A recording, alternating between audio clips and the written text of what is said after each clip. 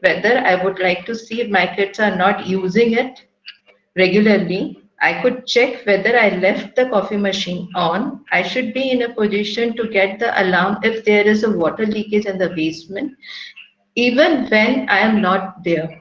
Okay, so these are some of the expectations when we build an automated home for ourselves. And nothing is impossible with the IoT. IoT is such a technology, it can give answers to millions of questions. As you keep on learning with the IoT, all your problems are going to get resolved.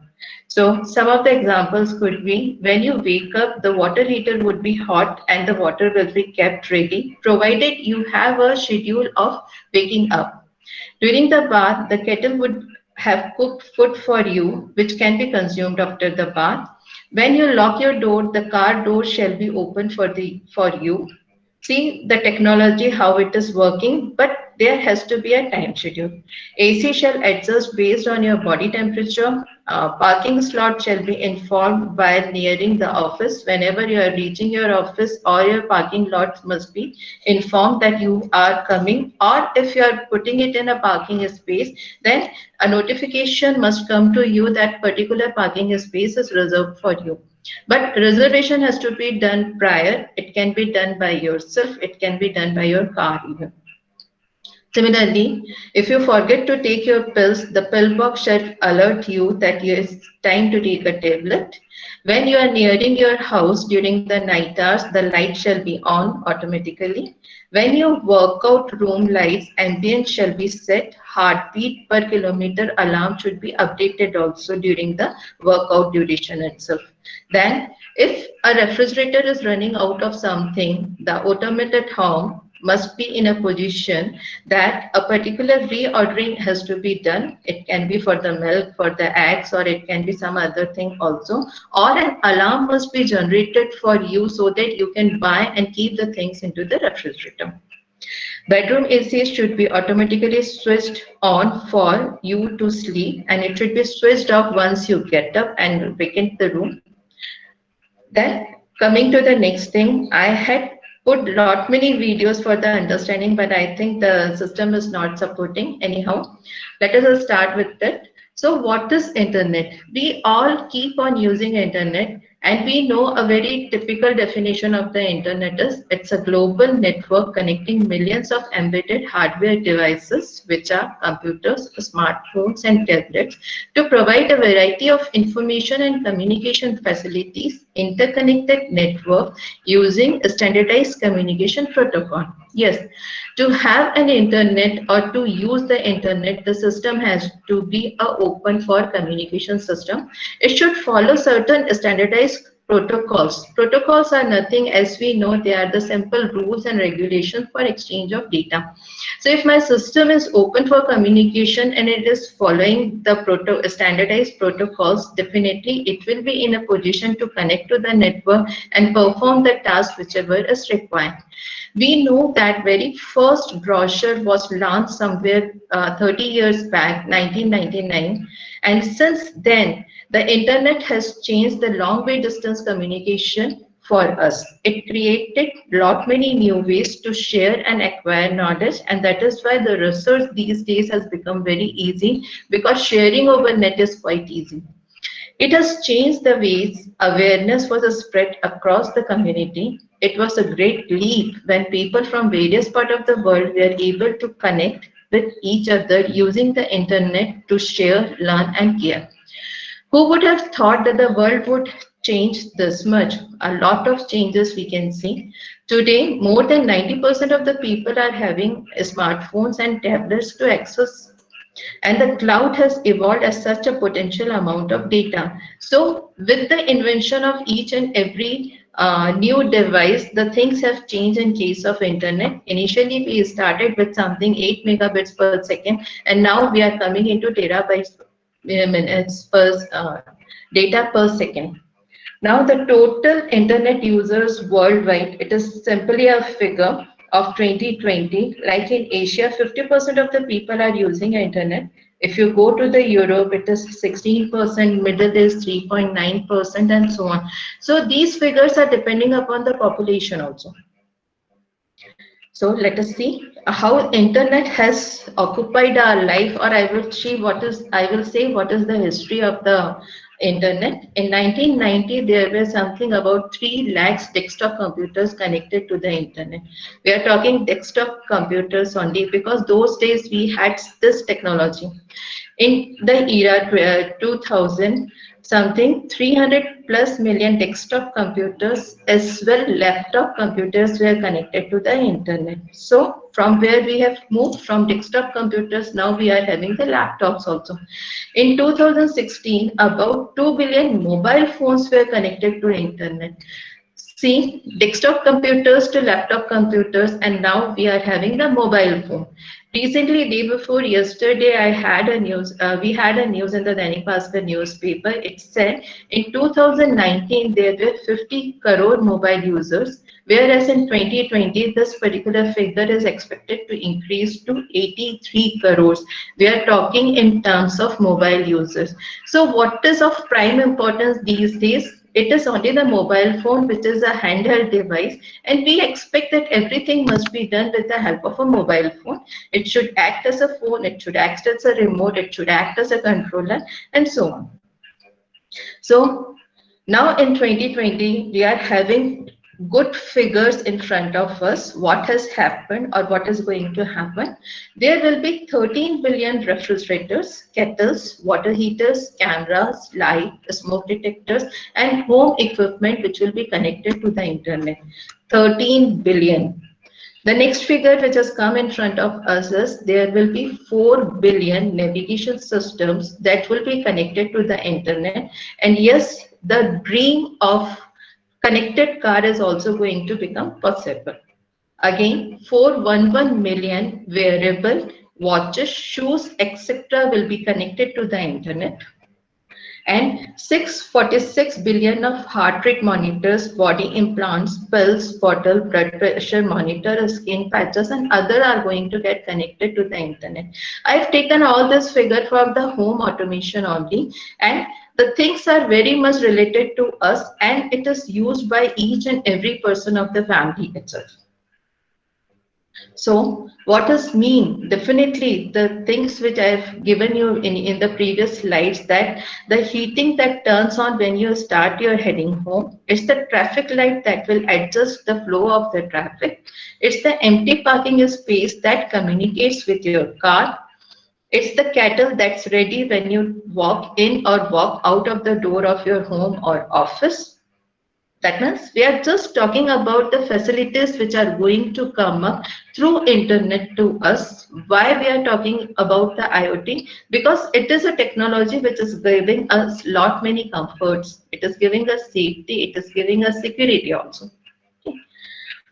So let's see again.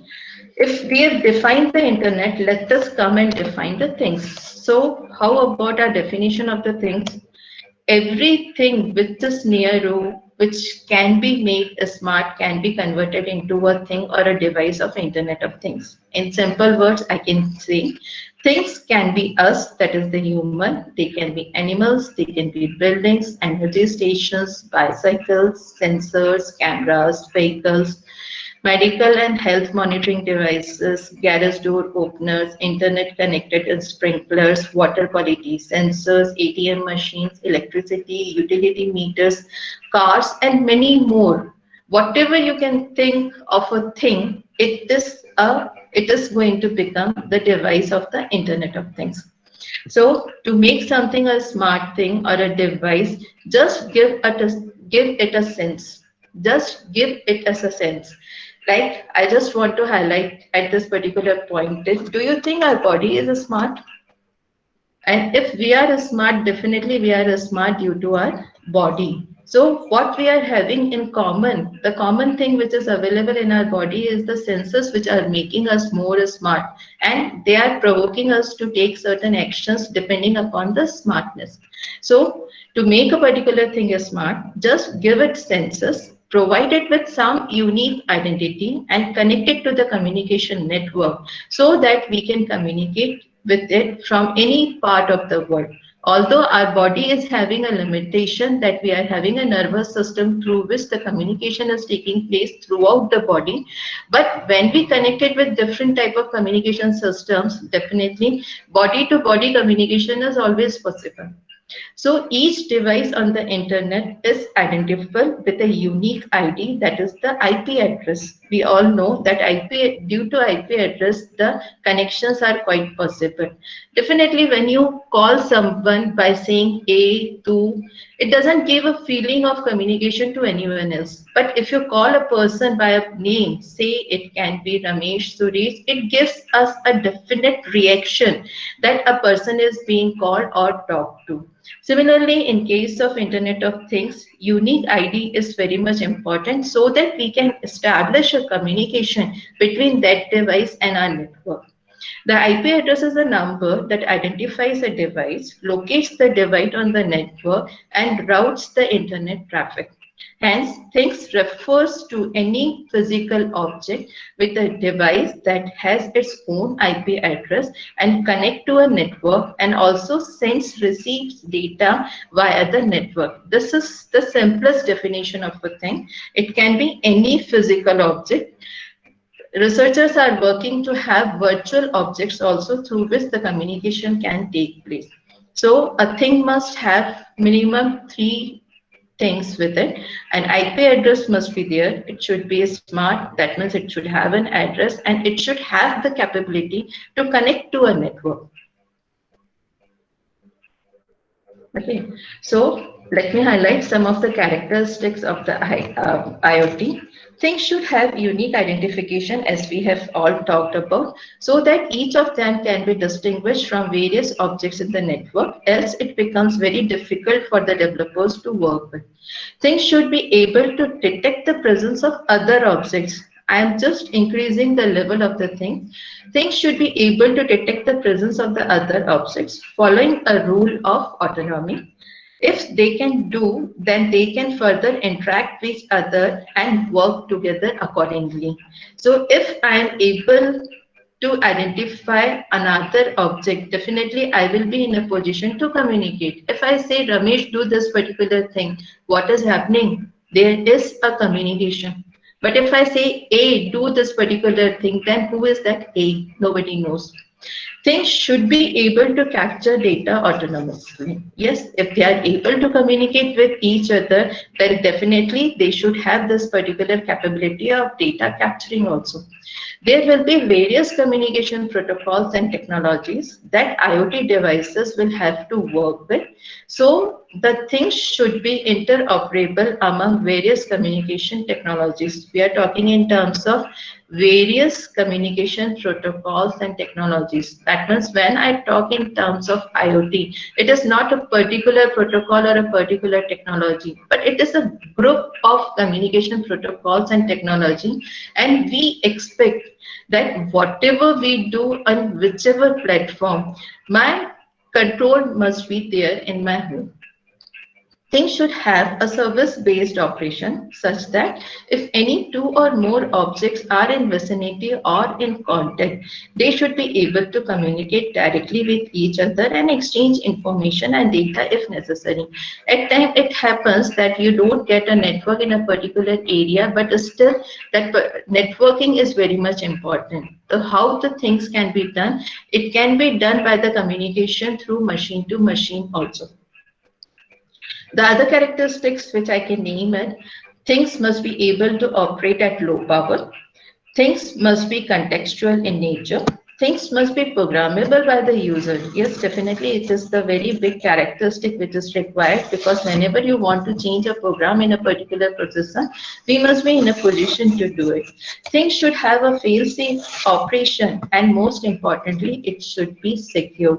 So these are some of the expectations from the IoT, that is Internet of Things.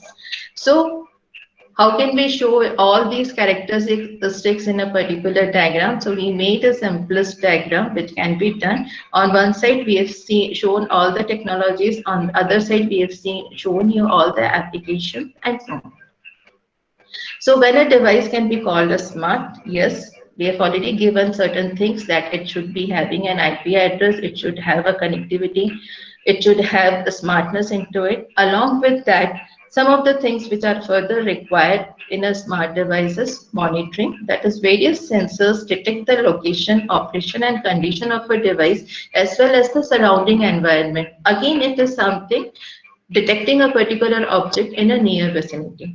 Control. Embedded software controls and personalizes a particular device. Optimization and analytic stream system diagnostic and optimizes a device operation. This is very much required. Autonomy. AI algorithms follow for autonomous operation of a device. It's self-coordination with other systems, self-diagnostic, and self-enhancement. These are true smart devices. So, by definition, we expect a truly HVAC system in the IoT, a smart home to sense someone entering the home, adjust the temperature to their taste without any human intervention. So when the system is going to smart, the smartness of the system is if it can operate everything as per your will, that too without your intervention, then only I am going to call a particular thing as a smart thing. So coming to the definition of the Internet of Things, since I've put so many things in front of you, let me define it as a single sentence.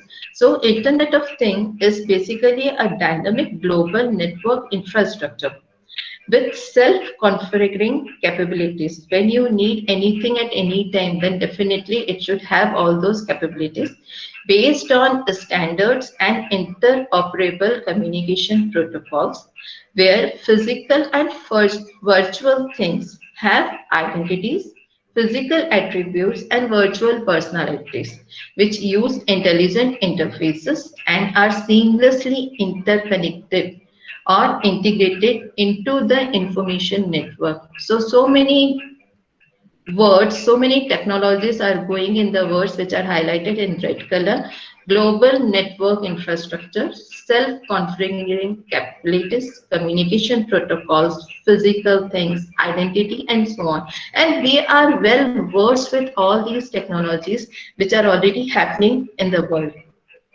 But for a layman, I would like to put it in a very simple words. The Internet of Things is nothing. It is a network of smart devices that connect and communicate via internet. And that is why the term is Internet of Things. Things which are capable of connecting to internet and communicating to the internet. But at the same time, I can also say anytime, any device, anyone, any service, any business, any network, anywhere and at any location. So it's a very, very vast term. How it is started? It is started way back in 1990, or rather I should say it started way back in 1969 when the internet was invented. So it took almost all 50 to 60 years to come to this particular stage. Coming, who is the father of IoT? Not many people say the father of IoT started his work or started his journey with a simple lipstick. Yes, it is related to supply chain management in a particular store. The Eventually, he came to know that a particular shelf, which was full of lipsticks and nail paints in a store, it was the fast-selling item in the store. And every time at the counter, there was a complaint that that particular shelf is not having a lipstick of this particular color, or it is not having the nail paints and on. So what he decided? He decided to put a RFID tag to all the lipsticks and the nail paints so that whenever a particular item is picked from the shelf, automatically the store people will come to know that an item has been picked and it has to be replenished in the shelf itself. So this is how the Internet of Things started. But there are evidences like the ATM machine. It started way back in 1980s itself. Right. The whole idea of the data supply chain led him to drive the RFID chips as an invention, linked the idea of RFID in Procter & Gamble supply chain to the then red hat topic of the internet. He was encouraged to open Manchester's Institute of Technology to start a society known as Auto ID Center that is going to have research in case in the RFID technology. He thought to talk to less tech-savvy people about RFID, and so he got 103 sponsors and transformed MIT into an international lab. Yes, he is none other than the founder director of MIT, Auto ID Center, and alumni of Procter and Gamble. He is Kevin Austin.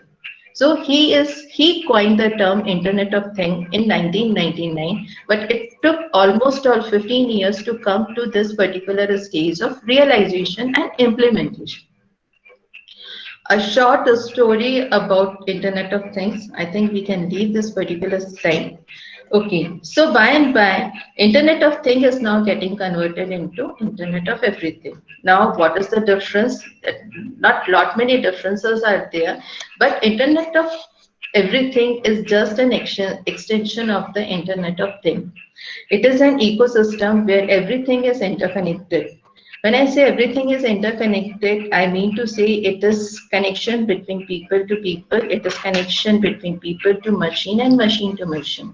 So IoT is a term that refers to consumer products and devices that connect to the internet and have expanded digital feature.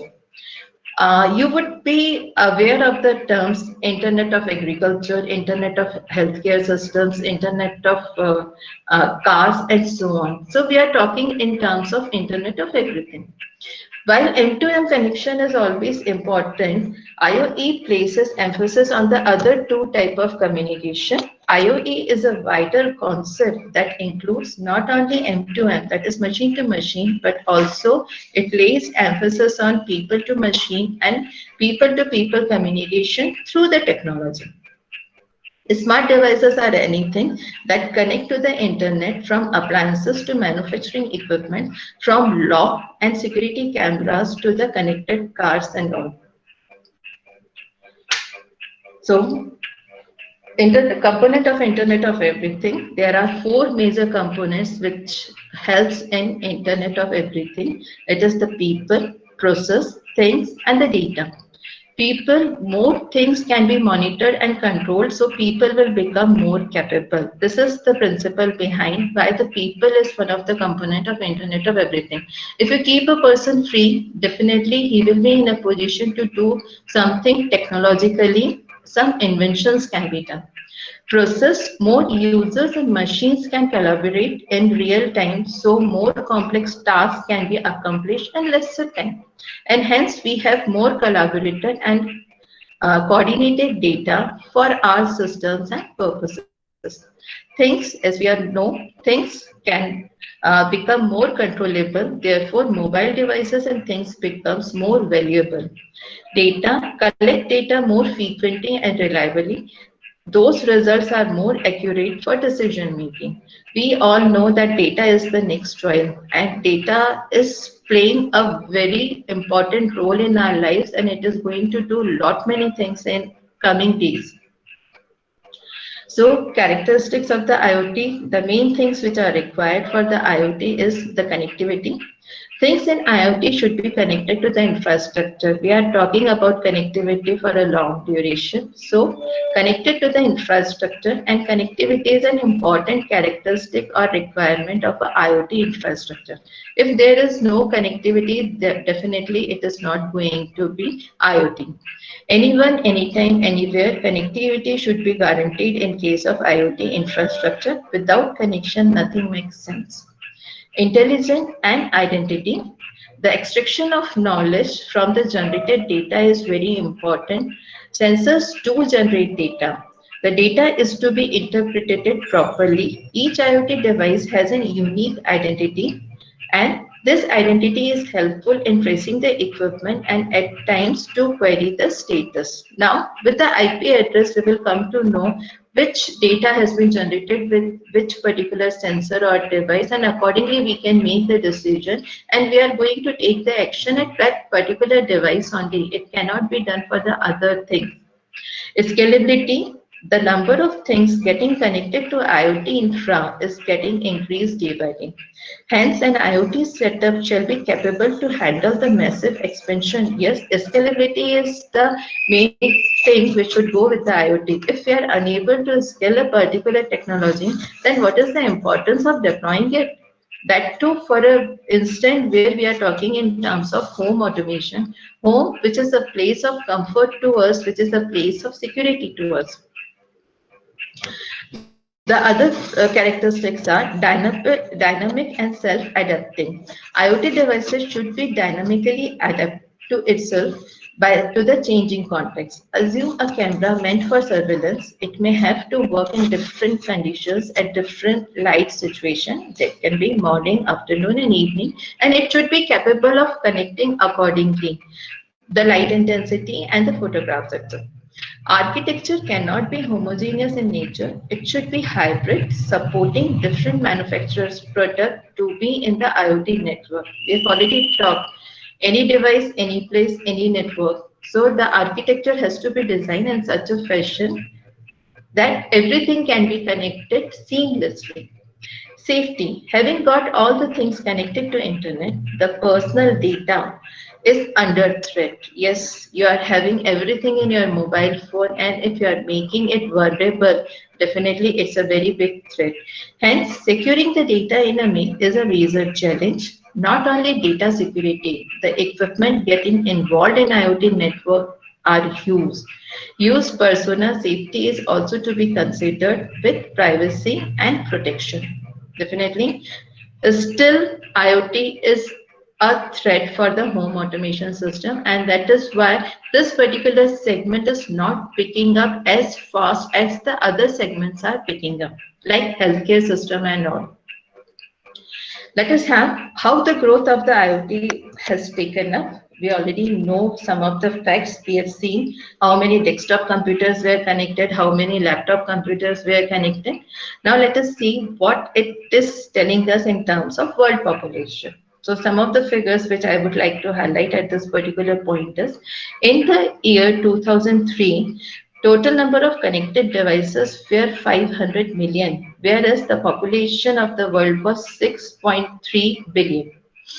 Okay, not a very good connectivity was available. So number of devices connected per person was 0.08. The reason could be the technology which was available or the devices which were available during those days were mainly the desktop computers, some laptop computers, and no smartphones rather. In the 2008, it was the inflection point where the number of connected devices and the population of the world were equal. In 2010, again, there is a tremendous increase in the figures. There were 12.5 billion connected devices per person against the population of 6.894. In 2015, again there was a drastic change in the number of devices connected per person. It was 25 billion, and the world population was something about 7.347. Again, a figure of 3.47, a very big figure. You can say that means each and every person was having 4 connected devices with him. Today, in 2020, it is predicted that number of devices connected per person is going to be almost of 6.58. What we are expecting? We are expecting that 50 billion devices will be connected. Although this figure may change due to this pandemic, but definitely for the next year, we can expect from 50 billion devices to get connected. You can see from where we have started and where we have reached from 500 million to 50 million. It's not a small change. What I want to highlight at this particular point is we can see that initially we started with the desktop computers, came to the laptops, came to the smartphones, and now it is a small devices even. Check for the job opportunities which are available. A huge amount of job will be created by IoT itself. And let me tell you very frankly, IoT is not a single technology. It cannot do anything all alone. It is a group of technology which is going to generate such an employment for the students to come up or for the existing public to take over. Again, one more thing, from IPv4 consumers, now we are shifting to IPv6 because IPv6 is going to help us to introduce the IoT. Otherwise, we are at the level of saturation in case of IPv4. So why IoT is an inflection point? Yes, why it is becoming so popular, why it is getting implemented so easily. There are some of the factors which are behind it. The hardware is very cheap these days. If you want to build a particular IoT device for your home automation kind of a thing, you can have it within 1000 rupees. It is only the cost of the controller which is very huge in this case. But otherwise, the sensors, you go for a particular sensor, you will get it within 100 rupees or 200 rupees at the most. Definitely, when you go for an actuator is also not very expensive. But reduction in the cost, it has taken place over past 10 years. It was not so before 10 years. The second thing which is giving a, a priority point to the IoT is that is the connectivity is pervasive. Yes, the network is available everywhere. You go to the highest peak, the network is already available. So what is the characteristic which we study? That connectivity is the utmost point for Internet of Things. Yes, if connectivity is there, then IoT is there. So cost of the connectivity, if it is available at the highest point or at the bottom point, definitely IoT device is going to work. And that is why we say the development is very easy and deployment is also easy. If deployment is easy, then only the development is going to become easy. Otherwise, nobody likes to develop a system whose deployment is not very easy. It's a tough thing. So I can also give some credit to the Murray's law that due to which the Silicon Valley is flourishing these days. If Murray's law keeps on continuing, definitely my hardware cost is going to keep on reducing. The processing power will keep on increasing and it will give a least parts to the IoT device. Similarly, for the network, we are having the Metcalfe law. If this particular law keeps on moving with us, definitely one day everything will come into the arena of the IoT itself. So some of the things on the other slide we can say, the processing speed is helping IoT. It is the lightweight OS, which is, yes, one of the major factors for the IoT. The research is still going on and lot many developments are still on the way.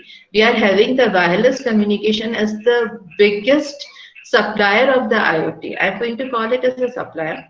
Yes, next is the cloud computing, which is giving a better edge to the IoT, and the small footprint protocols, which are again helping IoT to flourish. So these are some of the factors which are making IoT very much possible in our daily life.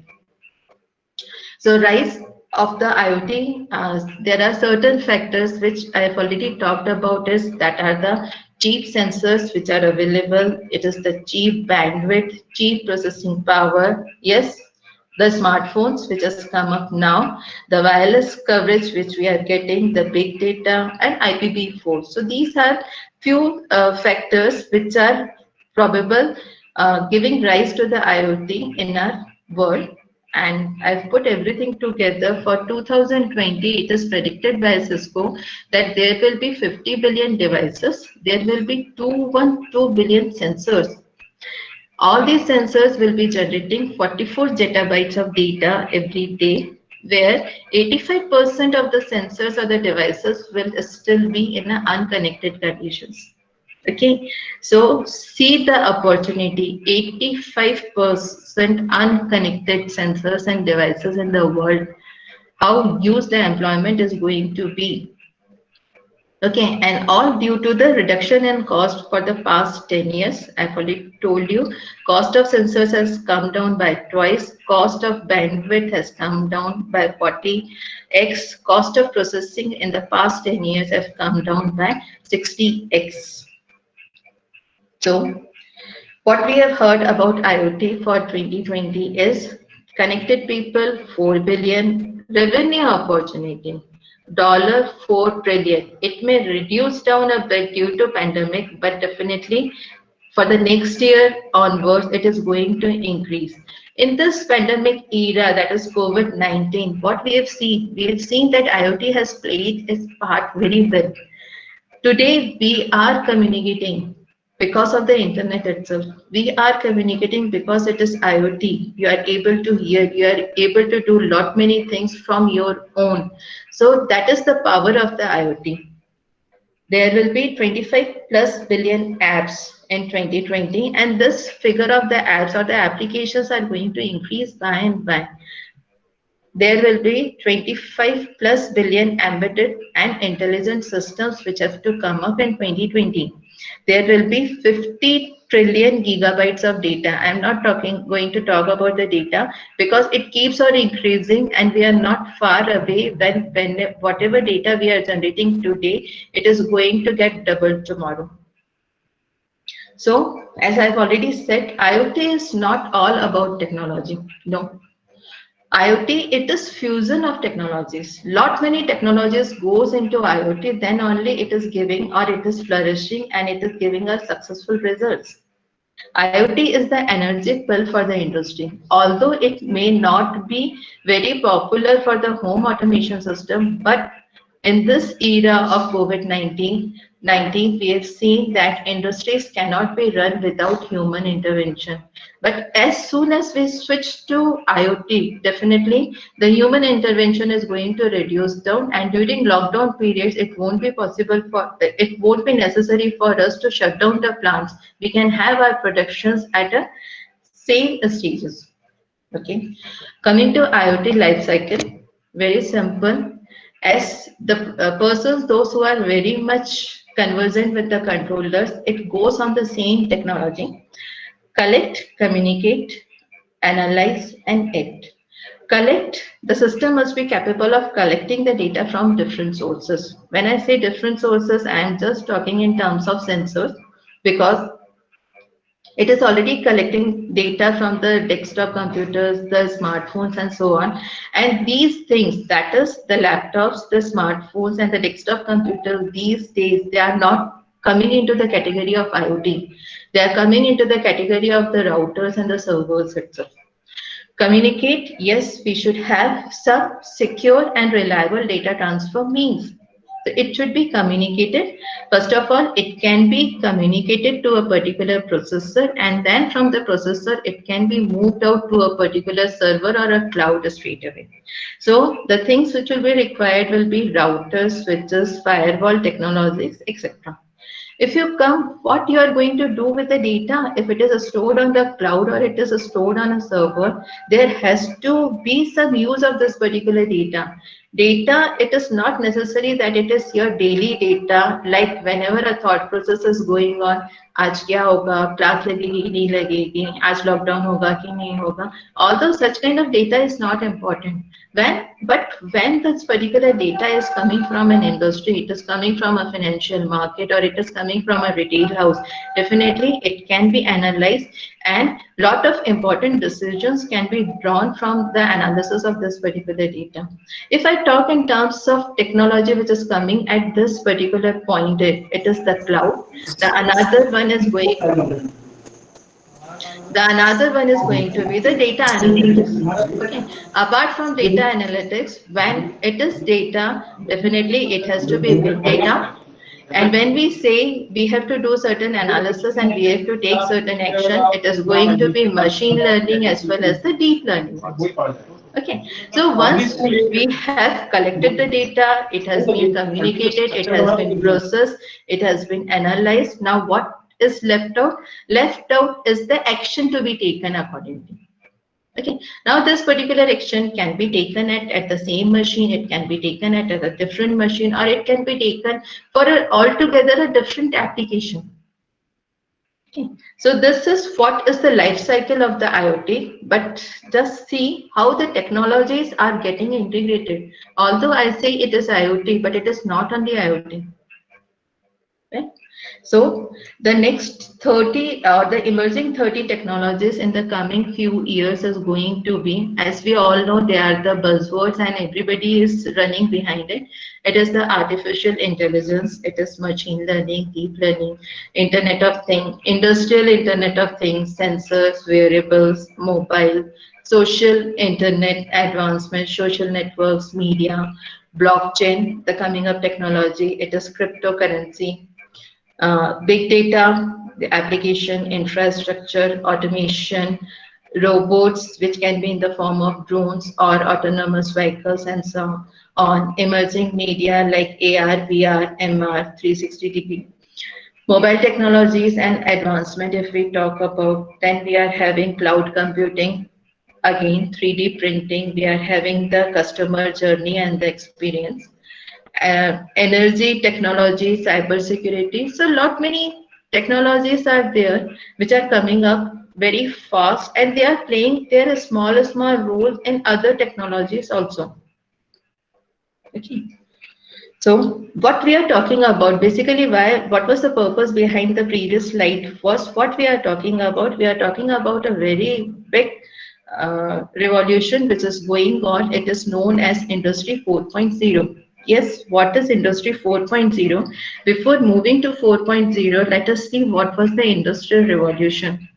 As you might be aware, when we started way back in the 17th century, the human beings were living in a small community and they were concerned with a small skill set which they were getting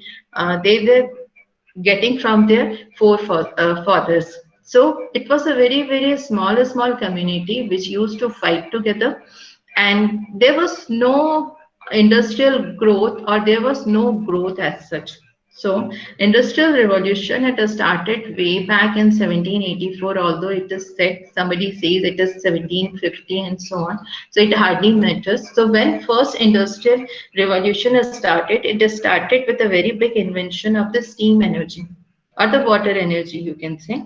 With the introduction of the steam, lot many things became a streamlined. When I say it became a streamline, I mean to say that first of all, the transportation has started. The locomotive engines or the train was the very first invention of the first industrial revolution. What all things can be done with the help of a steam? Everything was invented during a period of 100 years, and that is how the trade became possible between the different communities. And people started moving from a small community to the big cities, and that is how the concept of city came into development. Say within 100 years, the second industrial revolution came into picture, and the credit goes to the electrical power. In 1870, what was the thing which gave this particular revolution was the electrical power. With the help of the electrical power, lot many things which were done with the help a hand or which were not done with the help of a steam can be done very easily. So next phase, we had some mass production, say for the cars, it can be for the garments and so on.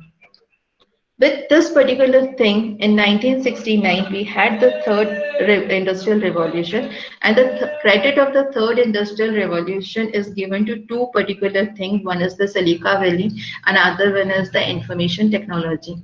If Silica was not there, if the ICs were not invented, we never could had Industry 3.0 revolution. So, automated production using electronics, programmable controllers, information systems, and robotics are the main chunk of the third industrial revolution.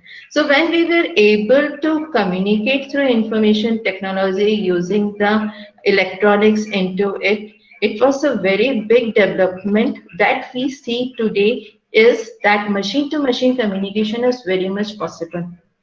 In Industry 3.0, definitely there was human to machine interaction, but in case of Industry 4.0 revolution, it is only machine to machine communication. Nobody wants that human should interact with the machine as the machine is interacting with the other machine. Definitely, the day is not far apart when you will see if a particular item, say milk in your house is running out of stock, automatically the fridge is going to give instruction to a store, a milk store, and the milk will be coming to your house through the vehicle, through the milk vehicle itself. And your door is going to get open because it will also know that refrigerator has placed order for the milk, and the milk will be placed in the refrigerator. See where the technology is moving. This particular technology is going to play a vast role in case of supply chain management. Yes, today also we are using the same thing. When you are unable to move out in the lockdown period, what is happening? You are giving a call to the store. The store people are sending the things. Yes, part of the things are getting done by the human, but most of the things are getting done by the machines also. So when I say we are into the industry 4.0, that means I am just going to highlight some of the technologies, and I would like to highlight the connectivity of these technologies to each other. If I talk in terms of data, definitely the data will be generated by Internet of Things or the sensors which we are using for each and every activity. When this particular data is getting generated, I will be facing few problems like where this particular data must be stored. When I say what will be the amount of data which is to be stored, definitely I will be talking in terms of big data. When I am talking in terms of big data, definitely I am talking in terms of cloud also. When I am talking in terms of data, I have to keep in mind what is to be done with this particular data. If I am able to process it, it's very good at my end. When I'm saying process it, I mean to say at my end. If I am unable to process it at my end, let me communicate to the cloud and let the cloud do the computing work for us. So I can have a cloud for the storage of data. I can also have the cloud for the computing of the things. The data has to be communicated from my place to the cloud or a server of the third party, definitely the cybersecurity is going to play the major role. Because I want to keep my data very safe, yes, because it's my private data. Okay, now once the data is available, once the data is available for the analysis, with the help of the analysis, I can do lot many things. Here, the augmented reality and the virtual realities are coming into picture. Once the data is available, I am supposed to take action based on the data. It can be in any industry, it can be at any place, any other place. So some robots are required. They can be autonomous in nature, they can be guided. Robots are required to take the action because we are not in a position to move out and take action at that particular point. I cannot go to the moon and take the action. So we should have some autonomous robot kind systems which can take action on our behalf, on our instruction, or it can be on the instruction of the data analysis which we have done. Once this thing is all set, the next thing which will come up, suppose in a particular industry, in a particular machine, some breakdown has taken place and the material cannot reach the company, say within a week's time also. What can be done? I cannot keep my company shut for a particular spare part. How it can be done? It can be done with the help of additive manufacturing. That is why the 3D printers now they are coming up very nicely. They are capable of doing any kind of manufacturing item for us. You just give the instruction, the part will be prepared accordingly. Once going for the production and all, it's always helpful for us to go for a simulation because with the simulation we are able to do lot many analysis and we can do lot many changes also. So when so many technologies are going in place, definitely I can say that system integration is going to play the biggest role because until and unless the technologies are getting integrated, we cannot have fruitful results out of 4.0 industrial revolution. So the machine to machine communication is the major thing which is going into 4.0. Although industry 5.0 has also started. So basically these things were started from the European countries and now it has come to all the other continents and so on. So IoT key segment and use cases, we know IoT can be implemented anywhere, any place, any point and so on. I do not say that IoT is a technology which is only for the computer science. or IT, that is information technology. But IoT is related to each and every field which we see around. Can't we implement IoT in civil? Yes, if I say automated home, that means some portion of the IoT is related to civil also. IoT in electrical, IoT in mechanical, and so on. So it is related to all the engineering domain. Apart from engineering domain, IoT is also finding place in healthcare systems, in architects, and so on. So it's a technology. You cannot just imagine what are going to be the result if we all start using and we started manufacturing also or doing some research in this particular field. So some of the things: manufacturing, energy and utilities, health, you can say. There is retail also, telecommunication, mobility, insurance, government and public sectors, connected cars, connected homes, and so on. So IoT is everywhere. As I say, the sunlight is there during the daytime everywhere. Definitely one day IoT is going to play the same role. Okay. Now, what are the sources of the data generation? Yes, there are a lot many sources of data generation. We have seen how the sensors are going to generate the data.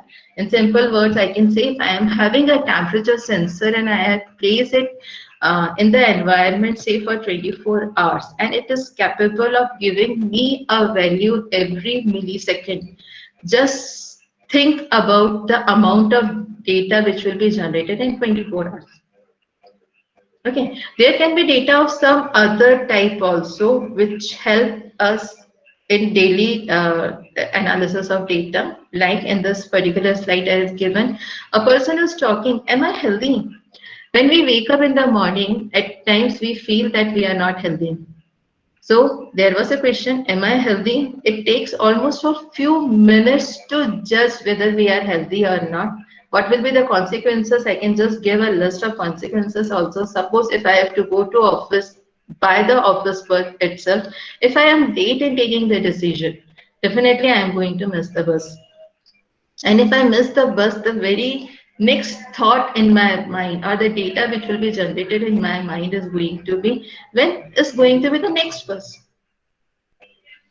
Right. So one, it was 7:30, another could be 7:45, third could be 7:55. So entire data of that particular schedule will strike into my mind. Or what can I do? I can just go off, open my office portal and I can see what is the time schedule for different buses in my locality. Okay. If suppose some of the schedule does not suits me, what I can do, I can have my own conveyance. I can go with my own conveyance to the office. The very next thing, the burning problem of today is where to park my own conveyance. So what will come into my mind is where to park it. And somebody is helping out me in parking the thing, definitely he is going to be the best person in my life. But that particular person must have the data where the space is available. Again, it is data. Okay. Once you are parking your car, something you remember, oh, I left the iron on. What will happen to the electricity bill of mine? Because it is going to run at least for 8 to 10 hours. What will happen if I am in a position to switch it off? So see, although this particular data is not necessary for the industry, for the other people, but this particular data is also very much important for our own life. So how much amount of data has been generated? I think this particular data would have gone into gigabytes.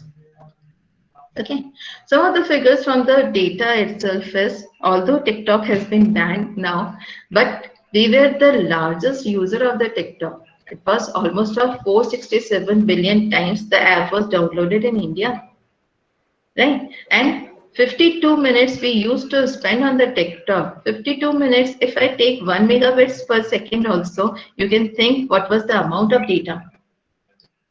Okay, so coming to day of data, I'm not talking in years and so on. Let us see how much data is generated every day. So almost 50 billion tweets are sent every day. 294 billion emails are sent every day. 4 petabytes of data is created on the Facebook.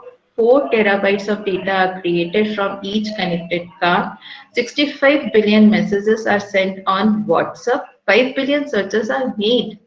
I'm talking in terms of day. So by 2025, it is estimated that 463 zettabyte of data will be created each day globally, and that will be equivalent to 21 crores 27 lakh 65,957 TBDs per day. Are we capable of storing such huge amount of data? If we are storing such huge amount of data, what is the use of data which we are doing over here? Okay, so the day is not apart, but 90% of the data will be generated on the previous day itself. And from this particular data, almost or 40% of the data will be generated at the sensors itself. That means it will be the contribution of the IoT. So the importance of getting the things connected, let us have importance of the data. So what can be done with the help of data? Data is very much useful for reducing the cost of a particular thing. It is also useful or helpful in case of time reduction. It also helps in developing the new product and optimizing the offerings. It helps in a smart decision making. Definitely, it also helps in industry for identifying the root cause of the failures, the issues and the defects in the real-time system which is going to come up. That is the predictive maintenance which keep on moving. It can help in generating the coupon at the point of sale based on the customer buying habits. It can help us in recalculating entire risk portfolios in minutes. It can help us in detecting fraudulent behavior before it affects our organization and so on. There are n number of advantages of having the data into our life, and that is why the storage capabilities and the processing capabilities, they keep on increasing day by day. So about the pivotal Excuse me, moments ma'am. in, Hello. yeah, hello. Ma'am please आपकी screen फिर से share कर दीजिए. Okay, Actually, one of the participant had shared his screen, so your screen is not visible. no issues, ma'am, no issues. Okay, ma'am. Yeah.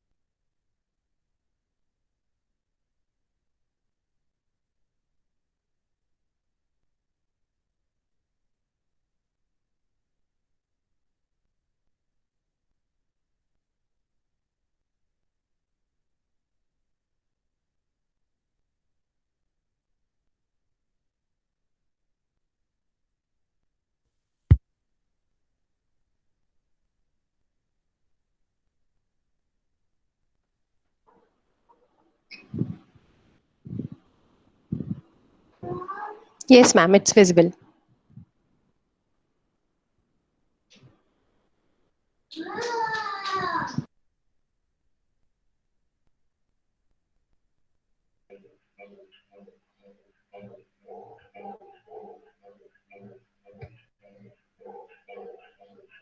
Yeah. So I was talking why, what are the, let us track the history of the IoT when it has started way back in 2014. This particular year can be counted as the year of the things in which we were developing lot many sensors and the actuators itself. Okay, so basically 2014, it has started with the electronics itself. 2015, I can say it was the era of the IoT platform when lot many platforms for the IoT were developed. So by and by, the shift is coming from electronics to the computer science or the IT. In 2016, I can say the year it was for the IoT developers, where we had lot many developers who were taking care or who were doing some or the other research work on the platform. 2017, I can say it was the year of the consumer consolidation. See, we have electronics, we have the platforms, we have the developers. Definitely, it was the time to deploy it also. 2018, it was the year of standards rationalization. Still, the work is going on.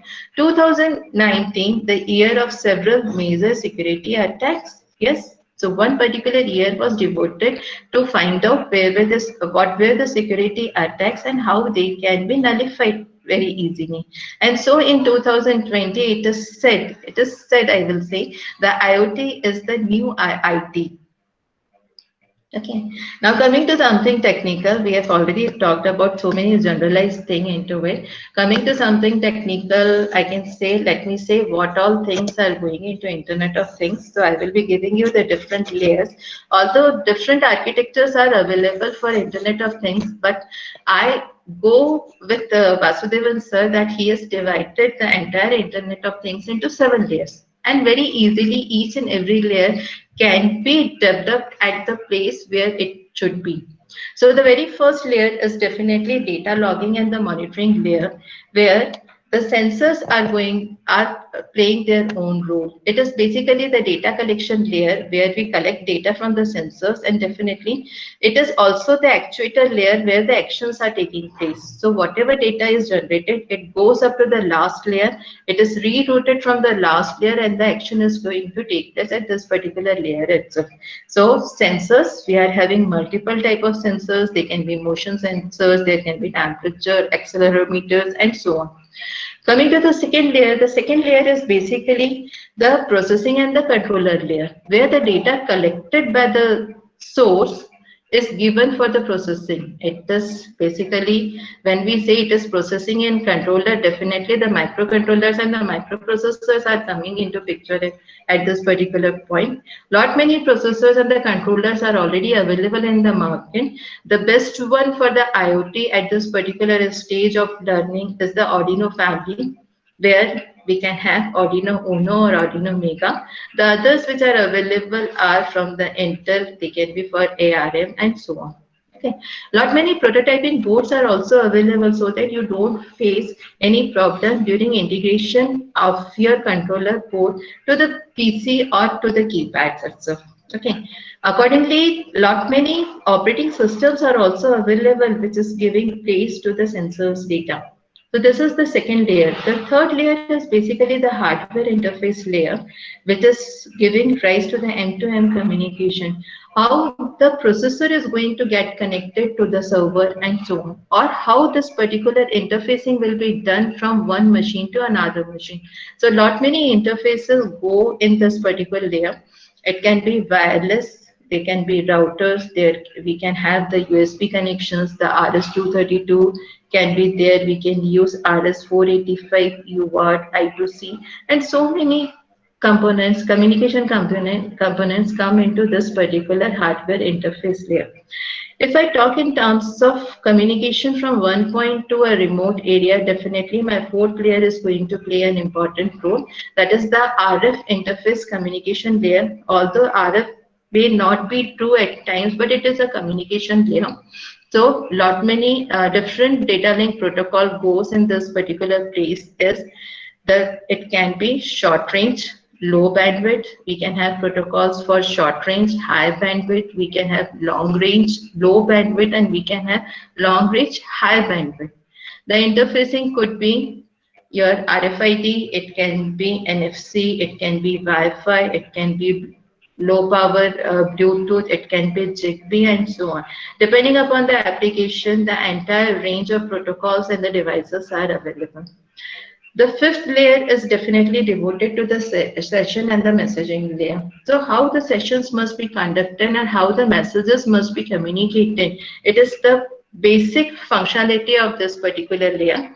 The protocols which we are using in case of IoT are very few, and they are the low weight protocols like MQTT, XMPP, then we are having HTTP although we don't use for the regular communication, but some part of it goes with us. Then CoAP is there and so on. The next layer is basically the software layer. I also call it as a solution layer because it is taking care of the UX and the UI of the system. Basically, when I am talking about the sixth layer, I am talking about the applications which have been developed to operate all the internet devices through our mobile phones. So IoT platforms, which we can use lot many IoT platforms over here. They can be message oriented, they can be object oriented also. Lot many databases are getting connected over here. Analysis and processing is also done at this particular layer itself, along with the device management and so on. And the last layer is the definitely the application layer. This application layer is basically for the human beings or for a common public. The applications could be like the healthcare, it can be a smart home, it can be a life cycle, mobility, and others. This application could be related to retail, manufacturing, energy, smart cities and building services, agriculture, and so on. So a lot of applications are there with the IoT and lot have to come up, but it cannot be built until and unless we start from the data logging layer and we come to the application layer. So many things are there in case of Internet of Things, and definitely Internet of Thing that is why coming as a branch in engineering. It is no more a simple chapter or a subject in a particular semester. So I don't want to summarize it. Let us move forward. So what does IoT automation add to my home? Why we are talking in terms of home automation? Because that is the title of our talk today. So what are our expectations from a smart home? What we need basically when we come up to, we need security and safety. We need some utility management system into our homes. We need some wellness monitoring system also, because there are so many family members with variety of ages and all. We need smart appliances so that it can give you comfort when you are moving out from your office or coming back to your home. If somebody gives you a good coffee, how you will feel. And also the other thing which is coming up is the entertainment. So I can say some of the categories for the uh, home automation are this. Coming to what can be the other expectations or what should be the other things which go into the home automation from the technology front is, it is the adaptive learning of the devices, which I can cater to the user's mood, patterns, and behavior. So this is something apart from technology, but it plays a very big role in case of IoT. For example, the Nest thermostat utilizes learning features in order to automatically adjust the temperature of the house to the homeowner preferences. Somebody may like 25 degrees centigrade. Somebody will say, no, it should be 22 degrees centigrade. So who is going to do all these changes for us? It is the adaptive learning of the system straight away. Right. So IoT applications in a smart home could be security systems, surveillance system, alarm systems, energy monitoring system, which can be in terms of lighting, thermostat, home appliances, energy meters.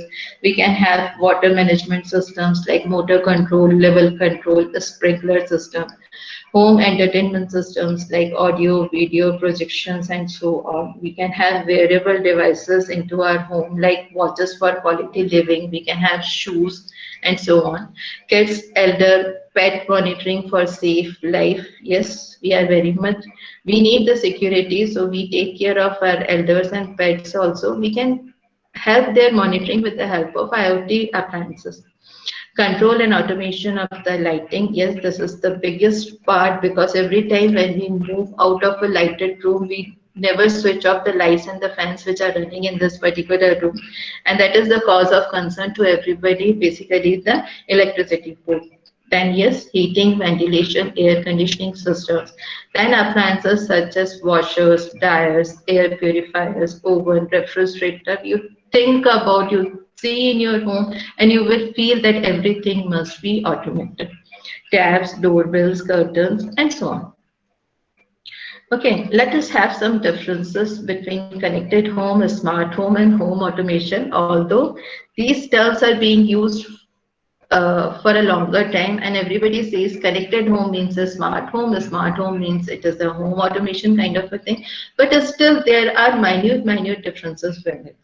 When I say it is home automation, this encompasses appliances such as washing machines, dishwashers, that is gadgets gadgets using electricity to make household work easier. Today, these appliances have become intelligent with sensors, causing the required amount of water and thermostat to correct the temperature. So, some amount of intelligence has been built into these systems, but basically, home automation systems, they have one thing is common is they are run with the help of electricity. A smart gadget functions independently without the intervention of the human. That means the smart home, what we are going to land up to, that the human must not intervene. The smart devices are going to judge the behavior and they are going to do the things as per the behavior of the human person. So connected home, these homes have local connectivity via a local area network. Protocols such as Zigbee or Bluetooth and internet connection. This connectivity allows the automated devices to exchange information within the home or with the remote device or users over the internet.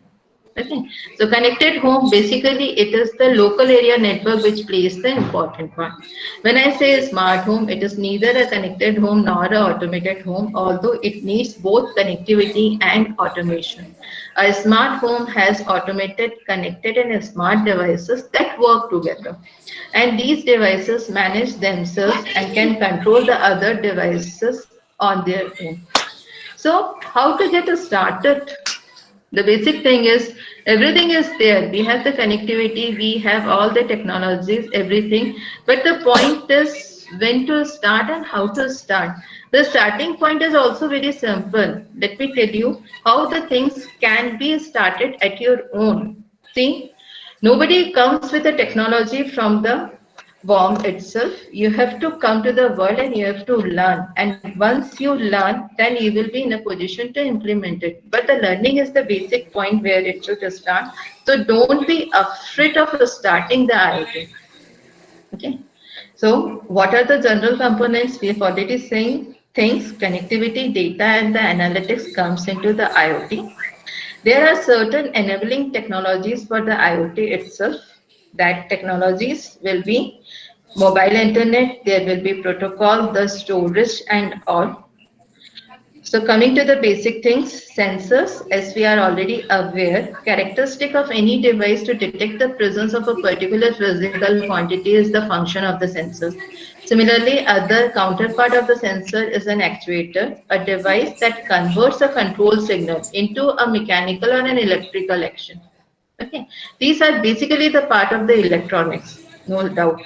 Different type of sensors which are readily available for use in the market are temperature sensors, humidity sensors, pressure sensors, proximity sensors, gas sensors, smoke sensors, alcohol sensors, ultrasonic sensors, flow sensors, fire sensors, accelerometers, and so on. I have just listed down some of the sensors which we are going to use in home automation. I have not come up to the entire sensor, but more over 1 lakh sensors are available for use. Okay, so along with sensors, you will be needing some embedded boards or the prototyping boards. As we are all aware that Arduino boards are available readily for the prototyping purpose. Okay, their cost is not too much. These can be available from rupees 200 to 500. At the max, it can go up to 800 if you are going for a higher end product. Okay, different variety of them are also available. You can use Arduino Uno, you can use Arduino Mega, you can use Arduino Nano, you can use Pro Mini, and so on. We can have from Texas, we can have from Intel, and also from other companies as well. Similarly, actuators, the normal actuators which we will be needing could be an LED, it can be a relay, a 7-segment display, it can be a screen simply, it can be an actuator, it can be a motor and so on. So these things readily available in the market. For connectivity, depending upon the application, so many things are available. It can be NFC, it can be RFID, it can be 6LoWPAN, it can be Z-Web and so on. Okay, so coming to some of the products, Okay, the very basic thing which goes into a home automation system, I've already told you, it is the light. It is the basic pain point of each and every person because the rates of the electricity are increasing day by day. So 19% of the energy used in the world is due to the lighting itself. Intelligent lighting is the good way which enables to minimize and save light by allowing the householder to control remotely cooling and heating, lighting and the control of the appliances. The concept of intelligent lighting also involves utilizing natural light from the sun to reduce the use of man-made lighting. Light control system serves to provide the right amount of light where and when it is needed. Okay, just let us take an example that you have come to your home during the night, and what is going to happen? As soon as you enter the home, you will find that there is dark inside the room. The very first action is going to be you will go to the switchboard, you will switch on the lights and the fans or the appliances, whichever are required. Then only you are in a position to view the things in the home. Okay. Now, once you start leaving the room, what you are supposed to do again you have to go to the switchboard, switch off the lights and the fans or the other appliances which are not required in that particular duration, and then again the room comes to a normal state of the darkness. But what we can do, we can eliminate two particular steps from this particular area, and I will call this particular room as an intelligent room. What are those two particular slides? Going to the switchboard and switching on or off the lights and fans and the other appliances. So how the things are going to work now? I can just place a simple motion detector sensor, and in turn this motion detector is going to switch on and switch off the appliances which are required. So just see, you as soon as you enter the room, the lights are going to switch on. You don't have to move to the switchboard and on. And as soon as you move out of the room, the lights are going to switch off. How much amount of energy is saved, do you know? By using such kind of appliances, almost all 15% differences comes up in a particular room itself. 15% is again a huge amount throughout the month. How this intelligent light system can be built? Only two major components are required. You need one motion detector, another one is the relay. And if you are capable of integrating it within a particular bulb, nothing like that. Otherwise, you can have a smart system built in a different fashion altogether. So these are some of the smart bulbs which are already available in the market, and they are going to work as per your wish. Okay, so what is a motion sensor? Just for your information, motion sensor is nothing but it is a device which can detect the motion. What are the utility factors of it? It is used in stores. It is used for the security detection. The light that turns on when you move, it is used as a burglar's alarm. It is used for automatic doors, and it is used for metal detectors and so on. So this is how the motion sensor bulbs are going to work. You can see in the very first figure, a person is moving and the lights are totally on. But once you use a smart lighting system, what can be done? As soon as the person comes into the vicinity of that particular light system, the lights or the bulbs are going to switch on. It will remain in a switch on position until and unless the person passes that particular area. And when he leaves that particular area, the lights are going to switch off. I can increase some more smartness into this particular system by introducing solar system into the light itself. So this is how the things are going to change. Throughout the day, the solar system is going to charge the battery, and during the night, this particular battery can be used to operate the intelligent light system. Intelligent light system can be incorporated on the corridors, they can be incorporated on the stairways and so on. Okay, so this is some of the things which I just wanted to highlight over here is, Jolly. I had some beautiful videos for you, but I am unable to play it. Again, one of the utility factor of the motion sensor could be the safety of your room. It can give you a notification kind of a thing whenever someone else enters your room. That is, intruder is present into your room. So The other type of intelligent light system could be a light dusk to dawn, in which we have made use of a LDR, which detects the presence of the light into a particular area, and if the intensity of the light reduces to a particular level, goes down by a particular level, it will instruct the bulb to switch on, and once the intensity increases above a particular level, definitely bulb is going to switch off automatically. It is an idle lighting system when you are out of your home or when you forget to switch on the lights of your porch or the outside area. So light dependent, coming to the other systems which we are having. Okay. One thing which gives or which goes with our mood is the RGB light. It is basically multicolor lights which we see during the Diwali time, and yes, people are using it because Dining is just people get necessary. it can be changed as per our requirement. The colors can be changed. The intensity of the colors can be increased or decreased as per our will or depending upon our mood. So these are some of the examples of the bulbs which are already available in the market. You can just bring them and place in your room. They can be very easily controlled with the help of applications which are available readily in the market.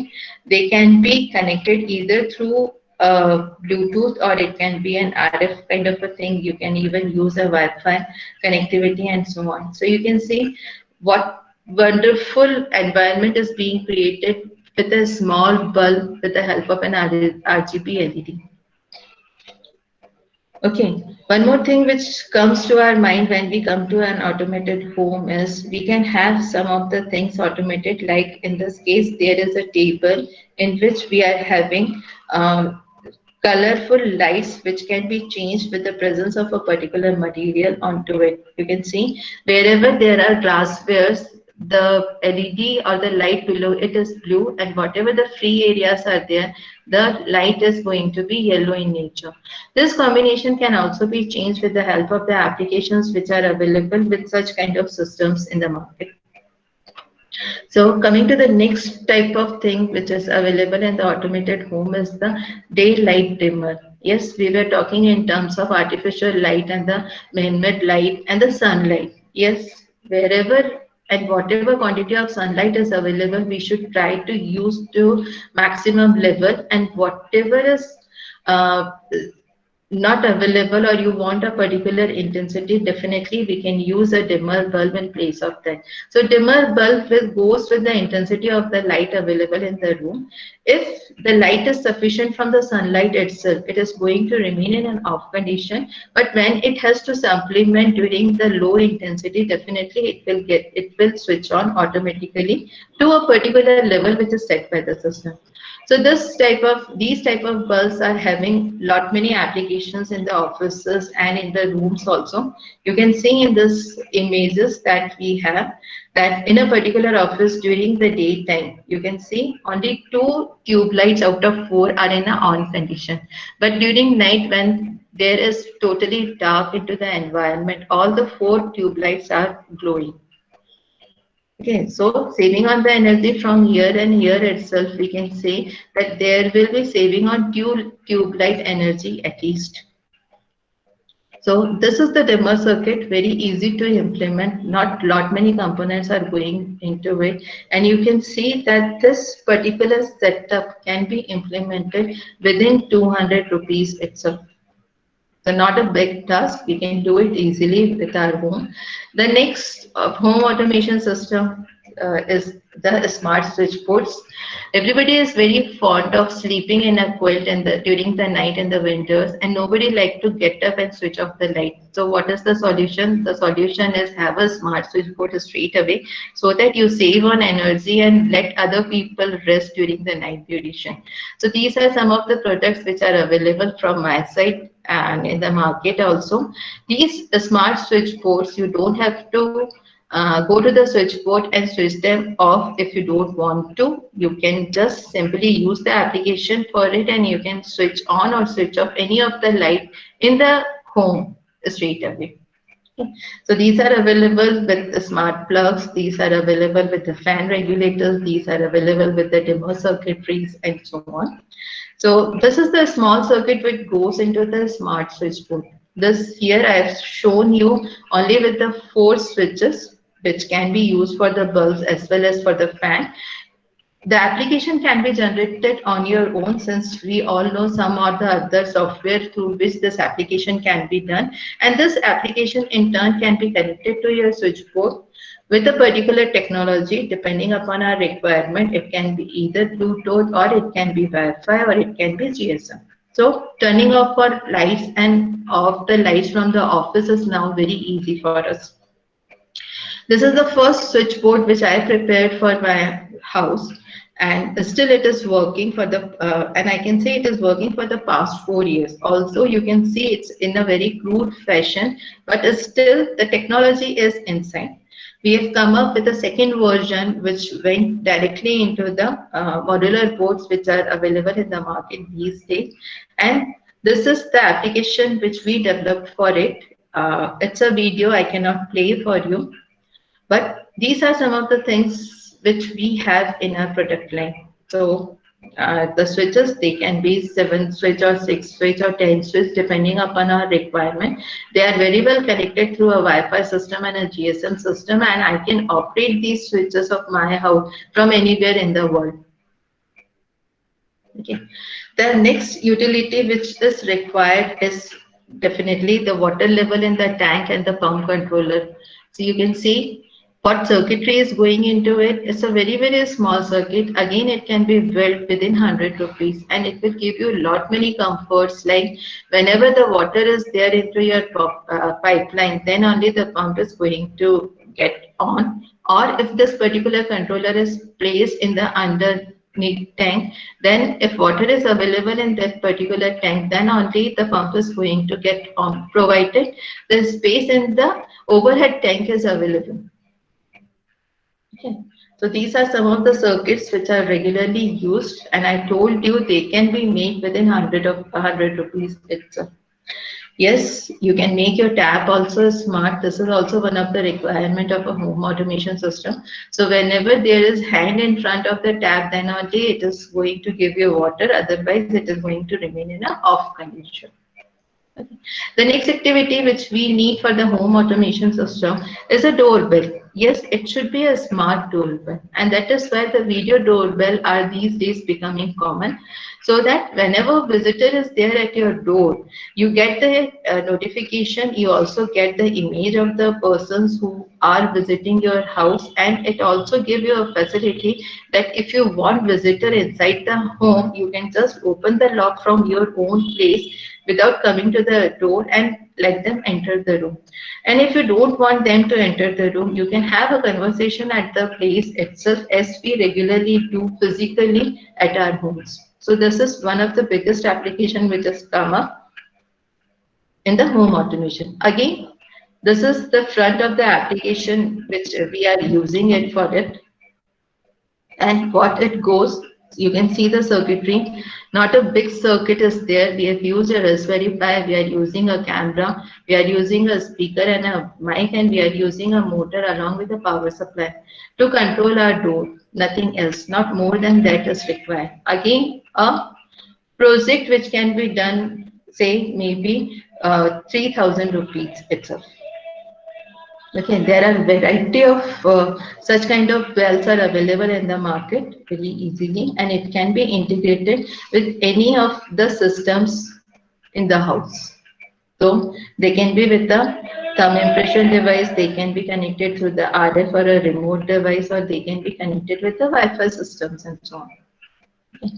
Again, there was a video to show how it works when an intruder or when a courier person is coming to your home. But let us leave it. The second, one more thing which is of concern for us in the home automation system is when we are proceeding on a long leave kind of a thing or a vacation, what will happen to the plants which are in our house? Yes, we have to take a thought, and at times we have to ask our neighbors to keep on watering the plant. In turn, what we can do, we can have a smart plant watering system, and it is yes, I am having at my home, and it is fully automatic. It takes the moisture level of the soil, And according to the level of the moisture available in the soil, it starts or stops the watering system into it. So this is one of the things which goes into the home automation system very well. This is a pic from my own house. When we started the plant watering system, this was the very first prototype which was implemented, and today it is something like this.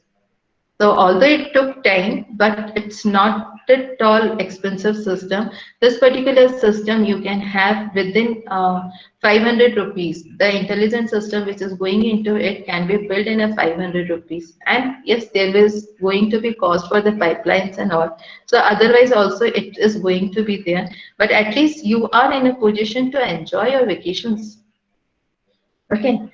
During COVID, we did lot many experiment on the smart sanitization dispensers, and some of my interns they've come up with the beautiful designs.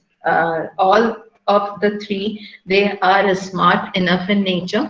Some of them are using controllers and some of them are not using controllers. Variety of sensors have been used. We have used ultrasonic sensors, we have used IR sensor to dispense the sanitization, sanitization inside the bottle. And these type of systems, it's not necessary that it is used only for the sanitization. They are having multiple utilities, multiple utility also. Like if I relate it to the religion, it can be for Chandamrit also, it can be for the Dodak and the Jain temples also. If I relate it to the food, it can be for the Pani Puri, it can be for any juice kind of a thing. So it can be used for variety of things. What goes inside a very simple system is going inside. You can see in this case we have not used any controller. We are just using a proximity sensor and a device driver for the motor, and how it is activated, it can be activated using the USB cable. So if we come up to doing a particular thing, we can do it very easily. And it can be done for colleges, it can be done for offices and so on. I think this was one of the forms which was developed. So coming to a smart management system. Pratik sir, do we have time? Hello. Right, coming to waste management system, this is the pain point of the city. The smart city is struggling for this particular waste management system because we are not habitual of putting the things at the right place, and that is why you can see such kind of environment throughout our city. Just see how the garbage is laying here and there, and the collection people are also not collecting it because they hardly find any time from the other activities which we are doing. But this waste is definitely going to create lot many problems because they keep on generating toxic gases and all. So if we are generating waste, then it is our responsibility to remove it also in a very efficient and the optimum manner which can be done. We should help our mankind not to indulge into the other activity or the toxic gases, but it should be conveniently removed from the place. And first of all, I will say, instead of removing it from a place where it has been collected, why don't we remove it from the place where we generate it? If we are generating it, then we are responsible solely for removing it also. So what is the pain point? The pain point is, although the lot of bins are scattered throughout the city, the thing is, whenever the van is coming for the collection, it is not necessary that all the bins are full at that particular instant. Okay. So what is happening? Although the plan is there for the collection, but if it is not getting collected, if the garbage is not being generated to the fullest level, the trip of the garbage van is getting cancelled out. What is the use of investing such a huge amount in collecting the garbage from the different areas if they are not full? So what can be done? I can make this particular system as smart. I can make, first of all, my bin as smart, so that whenever it is full to 90%, it is directly going to give an indication to the collection van or to the nearest server that my system is almost 90% full. send the conveyance or the garbage bin for collection straight away. And the routes can be planned very easily. So these are some of the figures, simulation which we have already done. So whenever there is a notification, there is a garbage van, the route of the garbage van is very well defined. In this case, you can see that the bins, 3 bins, they have given the indication or the notification that they are full now. And accordingly, the van has planned its route and it will collect the garbage from these 3 bins and it will remove it from there. So this monitoring is very much possible if we have the data at the right time at the right place. If it is not available, then we cannot plan the particular route, and it may happen that van is going in a particular route. Some of the bins, they are still in an open condition or a full condition, but this is not going to solve the purpose. Right. So what are the benefits? There is a reduction in cost collection. There is no miss pickups, reduce in overflow, waste generation analysis can be done properly. We can reduce down the CO2 emission reductions and so on. Lot many things can be done with the help of a smart waste management system. So this is how it is getting collected into the city. You can see the networking in this particular case. We are having the garbage can. They can be placed with an active sensors, they can be placed with a passive sensors. The active sensors can directly talk to the garbage truck for the collections, or the passive sensors can directly be connected to the cloud platform and so on. For the garbage trucks also, the route is decided in a such a way that same type of garbage can be collected and it can be dispersed to a particular industry. Say if we have a bin for collection of the newspaper only, the van will collect only the newspaper and it will disperse it to a plant in which we are having the recycling of the paper. So if data is available and the things are getting smarter and smarter, then we can do the analysis and it can be worked. Okay. So smart dustbins, if you want to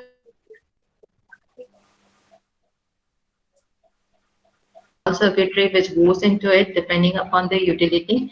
3 major things have been identified in a smart dustbin. One is the level it should communicate to which it is full or empty. The second is opening of the lid whenever a person is nearby to throw away the garbage into the system. The third thing is if the person is unable to move to the smart bin or the dustbin must move to the person straight away. So these are some of the activities which are available in the smart dustbin and nothing more is required. You are having a controller board, you are having a servo motor, you are having an ultrasound sensor. You can put one more ultrasound sensor or a IR sensor or a proximity sensor and you can put the wheels. Again, the cost is not going to be more than 1500 rupees, but it is going to serve you throughout the life duration. So again, there was one video. I cannot take any risk for it, and I think let us finish it off. There are more devices which I just wanted to add on. It is the smart refrigerator. We can have some pet monitoring systems which are RFID controlled also, because we are very much, those who are very much fond of their pets, they want to have such kind of sensors with the pet so that they can give the location of the pet where it is. It is also capable, it should also be capable of monitoring the health of the pet. A small network goes into this particular point even. Then a smart cities, a smart transportation was also there. So coming to the end, the references I just wanted to highlight at this particular point, because this, although we are doing it on a regular basis, but already somebody has done and all those projections are coming into the slides. A lot many websites are available, a use community is available to help us out in case of IoT. So whenever there is a requirement, my suggestion is you can go to the Arduino family, you can go to the GitHub, you can have lot many membership on other websites which can help you in understanding IoT very well. Apart from understanding, these are the sites which are going to help you in implementation also. But the very first step has to be taken by you to implement it. So that is all my side. And I'm very much thankful to the Oriental Group of Institute for giving a chance for sharing my knowledge with you. And a special thanks to the Prateek sir and the Neha ma'am for organizing such a session. And it's over from my side. Thank you. Thank you. Thank you, sir. Over to Neha. Thank you, ma'am. Participants are requested to unmute their mics and ask the questions. Please participate. Any questions? Am I audible, sir? Yes, ma'am. Audible. Yeah, ma'am. Good morning, Geeta ma'am. Good morning. Am I audible? Yeah, sure, Yes, ma'am. ma'am. Shoot. Ma'am, can you use ultrasonic sensor at the place of motion sensor? Unable to get you, ma'am. Can you repeat?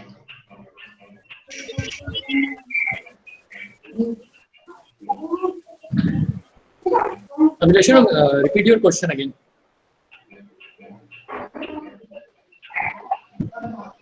Hello. Ma'am, your voice is not clear. Please write your question in the Now chat it's clear? box.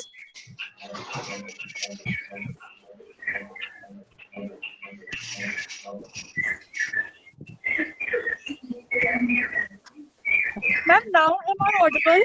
Yes, ma'am.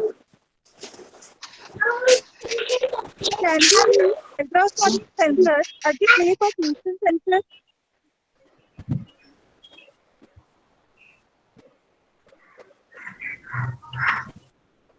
Ma'am, I'm repeating the question.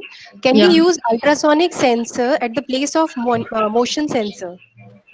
In place of motion sensor, what Yes, is the application you are looking for?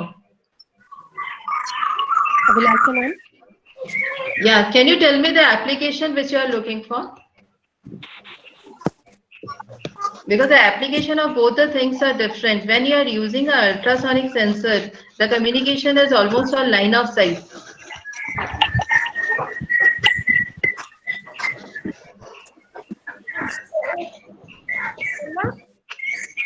Ma'am, I think Abhilasha madam's network she's having network issues. Ma'am, you can collect the questions and you can mail me so that I will be in a position to reply to them. Okay, ma'am. Okay. Yeah.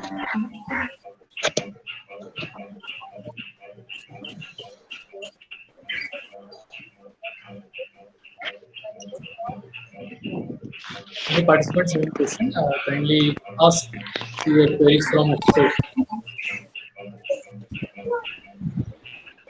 Hello? Hello. Yeah. Ma'am, can I repeat the question? Yeah, definitely. When we talk of processing and controller layer, so what is better to use here, Orento or Raspberry Pi?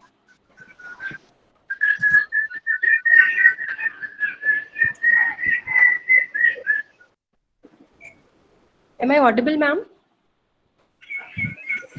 Hello?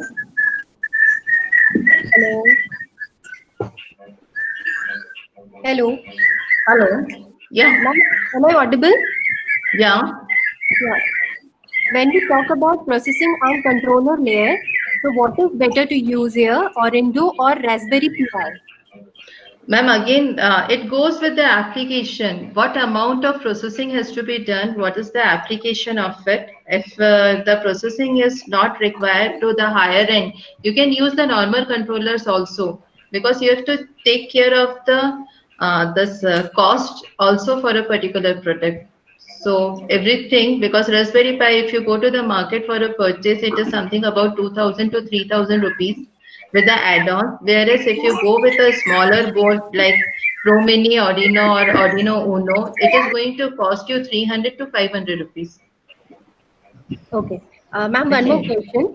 Yeah. Is there any solution to game theory using IoT?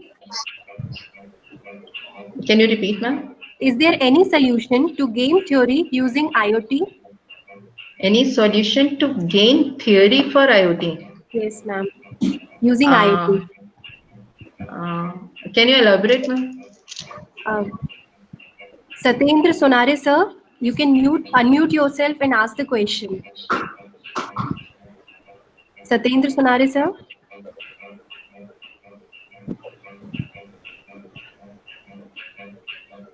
Sir, unmute yourself and you can ask the question.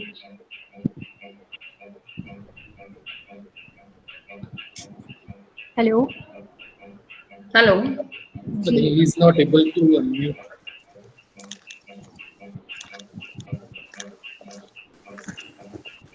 Oh, okay, ma'am. I have one question. Can I ask my question? Yes, Yeah, ma'am. definitely. Ma'am, what is the difference between a wireless sensor network and Internet of Things network? Wireless network is part of the Internet of Things network itself. We are using different type of networking in case of IoT. So it can be a wired network, it can be a wireless network in case of IoT. The thing is, it should be connected to some network through which the communication is possible.